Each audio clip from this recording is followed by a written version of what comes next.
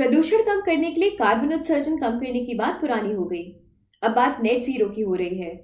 Glasgow में हुई COP26 summit में प्रधानमंत्री नरेंद्र मोदी ने इसे लेकर एक नया शब्द लाइफ यानी लाइफस्टाइल फॉर एनवायरनमेंट सामने रखा। प्रधानमंत्री मोदी ने नेट जीरो को लेकर इसे जन आंदोलन बनाने की बात कही। उन्होंने भारत की तरफ से 5 अमृत तत्व पंचामृत रखा। इसमें भारत ने नेट जीरो को लेकर अपना पूरा प्लान बताया। नेट जीरो एमिशन क्या है, कार्बन उत्सर्जन कम करने से कितना अलग है, भारत इसका विरोध क्यों कर रहा है, नेट जीरो कॉन्सेप्ट को मानने से भारत पर क्या असर पड़ेगा, आइए जानते हैं।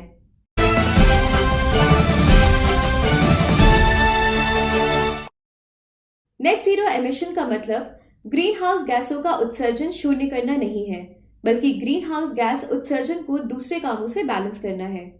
कुल मिलाकर एक ऐसी अर्थव्यवस्था तैयार करना जिसमें फॉसिल फ्यूल का इस्तेमाल ना के बराबर हो, कार्बन उत्सर्जन करने वाली दूसरी चीजों का इस्तेमाल भी बहुत कम हो। कुल मिलाकर ये कह सकते हैं कि आप जितना कार्बन पैदा कर रहे हैं उतना ही उसे एब्जॉर्ब करने का इंतजाम आपके पास होना चाहिए। उदाहरण के तौर पर पेड़ पौधे हवा से कार्बन डाइऑक्साइड एब्जॉर्ब करते हैं। अगर किसी कंपनी के कारखाने से कार्बन की एक निश्चित मात्रा का उत्सर्जन होता है और कंपनी इतने पेड़ लगाती है जो उतना कार्बन एब्जॉर्ब कर सके, तो उसका नेट एमिशन 0 हो जाएगा। इसके साथ ही कंपनियां पवन एवं सौर ऊर्जा संयंत्र लगाकर भी इस प्रकार का लाभ पा सकती हैं। यही बात देश के लिए भी लागू होती है। अगर किसी देश में कार्बन उत्सर्जन से ज्यादा कार्बन एब्जॉर्प्शन के सोर्स हैं, तो उसका नेट एमिशन नेगेटिव हो जाएगा। अभी दुनिया में सिर्फ 2 देश भूटान और सूरीनाम ऐसे हैं जिनका नेट एमिशन नेगेटिव है। इसकी बड़ी वजह इन देशों में मौजूद हरियाली और कम आबादी है। एक्सपर्ट्स का कहना है कि अगर मौजूदा तरीके से ही ग्रीन हाउस गैसों का एमिशन होता रहा तो 2050 तक धरती का तापमान 2 डिग्री बढ़ जाएगा। ऐसा होने पर कहीं भीषण सूखा पड़ेगा तो कहीं विनाशकारी बाढ़ आएगी। ग्लेशियर पिघलेंगे, समुद्र का जल स्तर बढ़ेगा। इससे समुद्र के किनारे बसे कई शहर पानी में डूब जाएंगे और उनका नामो निशान मिट जाएगा। धरती का तापमान नहीं बढ़े, इसलिए सारी कवायद हो रही है। हाल ही में संपन्न हुए G20 समिट में इसमें शामिल देशों में 2050 तक धरती के तापमान की इस बढ़ोतरी की 1.5 डिग्री सीमित रखने पर सहमति बनी है। कुछ साल पहले तक दुनिया के अमीर देशों में कार्बन एमिशन कम करने पर जोर होता था। ये देश 2050 से 2070 तक इसे बेहद कम करने पर विचार करते थे। यही देश पिछले कई दशक से सबसे ज्यादा कार्बन एमिशन के जिम्मेदार रहे हैं। पिछले कुछ सालों में एक्सपर्ट्स का ये मत सामने आया है कि सिर्फ उत्सर्जन कम करने से काम नहीं चलेगा। इसके बाद सभी देशों में कार्बन न्यूट्रलिटी की बात की जाने लगी। नेट जीरो फॉर्मूले में किसी देश को उत्सर्जन कम करने का टारगेट नहीं दिया जाता है। इसमें सिर्फ एमिशन का लेवल 0 पर ले जाने पर जोर दिया जाता है। विकसित देशों के लिहाज से राहत भरा बदलाव है। इस फॉर्मूले के आने के बाद हर देश पर बराबर जिम्मेदारी होगी। पर्यावरण मंत्री भूपेंद्र यादव ने हाल ही में कहा कि नेट जीरो टारगेट समाधान नहीं है। उन्होंने कहा कि अमीर देशों को अपनी ऐतिहासिक जिम्मेदारी लेनी होगी। हालांकि मौजूदा दौर में भारत ग्रीन हाउस गैसों का सबसे ज्यादा उत्सर्जन करने वाले देशों में तीसरे नंबर पर है। भारत से ज्यादा ग्रीन हाउस गैसों का उत्सर्जन सिर्फ चीन और अमेरिका करते हैं। हालांकि ऐतिहासिक तौर पर देखें तो भारत की 1850 से अब तक कार्बन उत्सर्जन में कुल हिस्सेदारी केवल 4% है। यही भारत के विरोध की बड़ी वजह है। भारत का ऐसा मानना है कि नेट जीरो पर सहमति करने पर इसकी इकोनॉमिक ग्रोथ धीमी हो जाएगी। इसके साथ ही उसका गरीबी दूर करने का प्रोग्राम भी प्रभावित होगा। भारत मानता है कि नेट जीरो कॉन्सेप्ट UN के क्लाइमेट कन्वेंशन के भी खिलाफ है। सबसे बड़ा असर तो हमारे आपके घर में चलने वाली बिजली पर ही पड़ेगा। अभी देश की ऊर्जा जरूरत की 60% पूर्ति थर्मल पावर से होती है। नेट जीरो कॉन्सेप्ट लागू करने पर कोयले के इस्तेमाल पर भारी असर पड़ेगा। यही भारत के विरोध की वजह है।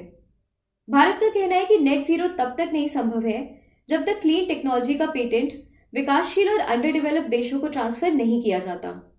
ऐसा होने पर ये देश तेजी से क्लीन इकोनॉमी की ओर बढ़ेंगे।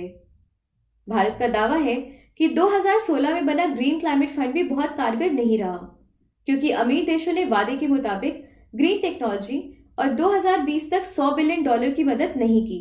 हालांकि प्रधानमंत्री नरेंद्र मोदी ने ऐलान किया है कि 2050 तक भारतीय रेलवे नेट जीरो एमिशन का टारगेट हासिल कर लेगी। भारत के नेट जीरो से जुड़ा यह अब तक का इकलौता ऐलान है।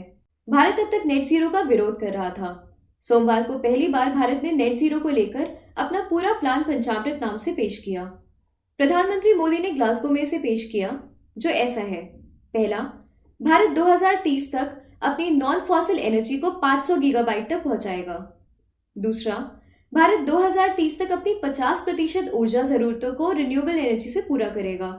तीसरा, भारत 2030 तक कुल प्रोजेक्टेड कार्बन एमिशन का 1 बिलियन टन कम करेगा। चौथा, भारत 2030 तक अपनी अर्थव्यवस्था की कार्बन इंटेंसिटी को 45% तक कम करेगा। पांचवा, 2070 तक नेट जीरो एमिशन का लक्ष्य हासिल करेगा। ये सच्चाई सभी जानते हैं कि क्लाइमेट चेंज फाइनेंसिंग को लेकर वादे खोखले साबित हुए हैं। दुनिया के 192 देश यूएन क्लाइमेट कन्वेंशन का हिस्सा है। इनमें से 137 देश नेट जीरो का समर्थन कर रहे हैं। कुल ग्रीन हाउस एमिशन में इनकी जिम्मेदारी 80% है। इन 137 देशों में सबसे ज्यादा कार्बन एमिशन करने वाले चीन और अमेरिका भी शामिल हैं। चीन ने 2060 तक नेट जीरो एमिशन का लक्ष्य रखा है। जर्मनी और स्वीडन ने 2045 तक, ऑस्ट्रिया ने 2040 तक, फिनलैंड ने 2035 तक और उरुग्वे ने 2030 तक नेट जीरो एमिशन करने का लक्ष्य रखा है। वहीं अमेरिका सहित ज्यादातर देशों ने 2050 तक नेट जीरो एमिशन का लक्ष्य रखा है। पर्यावरण विशेषज्ञ इसके पीछे 2 वजह बताते हैं। पहली, पश्चिम खासकर यूरोप के ज्यादातर देश फॉसिल फ्यूल से क्लीन और ग्रीन फ्यूल इकोनॉमी की ओर बढ़ चुके हैं। इसलिए इन देशों को नेट जीरो का लक्ष्य हासिल करना आर्थिक रूप से ज्यादा भारी नहीं पड़ेगा। अंतर्राष्ट्रीय एनर्जी एजेंसी के मुताबिक यूरोप के देशों का फॉसिल फ्यूल पर निर्भरता 50% से भी कम हो चुकी है। इसके साथ ही इस कॉन्सेप्ट में इन देशों को बिजनेस का बड़ा मौका दिख रहा है, क्योंकि ग्रीन और क्लीन टेक्नोलॉजी इन दोनों देशों के पास है। इसी के साथ हम आज की खबर को समाप्त करते हैं। अगर हमारा वीडियो आपको पसंद आया तो कृपया हमारे चैनल को लाइक, शेयर और सब्सक्राइब करें। चलिए फिर मिलते हैं अगले वीडियो में नए टॉपिक के साथ। तब तक के लिए धन्यवाद।